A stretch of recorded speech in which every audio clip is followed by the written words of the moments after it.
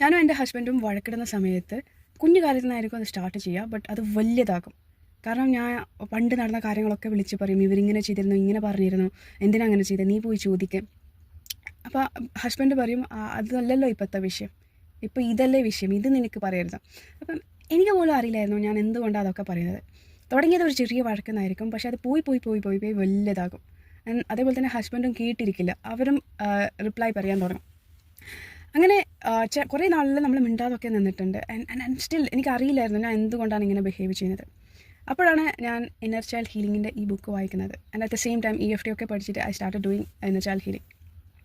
അപ്പം അതിലൊരു ഇത് കാര്യം പറയുന്നുണ്ട്, അതായത് കംപ്ലീഷൻ പ്രോസസ്സ് എന്ന് പറഞ്ഞിട്ട്. അതായത് ഒരു 2-3 മാസം അല്ലെങ്കിൽ 5 വർഷം മുമ്പ് നടന്ന കാര്യങ്ങൾ ഇപ്പോഴും നിങ്ങൾ വഴക്കിൽ വിളിച്ച് പറയുന്നുണ്ടെങ്കിൽ ഇറ്റ്സ് സിംപ്ലി ബിക്കോസ് നിങ്ങൾക്ക് ആ ഒരു ടൈം ഒരു കംപ്ലീഷൻ കിട്ടിയില്ല. അതായത് അവരോട് ഇങ്ങനെ പറയണമായിരുന്നു, അല്ലെങ്കിൽ ഇങ്ങനെ ചെയ്യണമായിരുന്നു, അത് പറ്റിയില്ല ആ സമയത്ത്. So you are still bringing that. At the same time അങ്ങനെ പറയാത്തത് കൊണ്ട് വാട്ട് ഫെൽറ്റ്, എന്താണ് നിങ്ങൾക്ക് സംഭവിച്ചത്? കൂടുതലായിട്ട് ഇതിനെ പറ്റിയിട്ട് എക്സ്പ്ലോർ ചെയ്യുമ്പം മിക്കതല്ല ഓൾമോസ്റ്റ് ഓൾ കേസസിലും അതിൻ്റെ റൂട്ടായിട്ട് വരുന്നത് I felt unseen, I felt unheard, I felt uncared and unloved.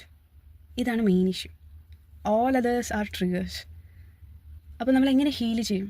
അതിനാണ് ഇന്നർ ചൈൽഡ് ഹീലിംഗ് യൂസ് ചെയ്യുന്നത്. ഇന്നർ ചൈൽഡ് ഹീലിംഗിൽ തന്നെ there is something called past healing process. അതായത് നമുക്ക് പാസ്റ്റിൽ പറയാൻ പറ്റാത്തത്, ചെയ്യാൻ പറ്റാത്തത് നമ്മളൊരു തെറപ്പി യൂസ് ചെയ്തിട്ട് അത് ക്ലിയർ ഔട്ട് ചെയ്യും.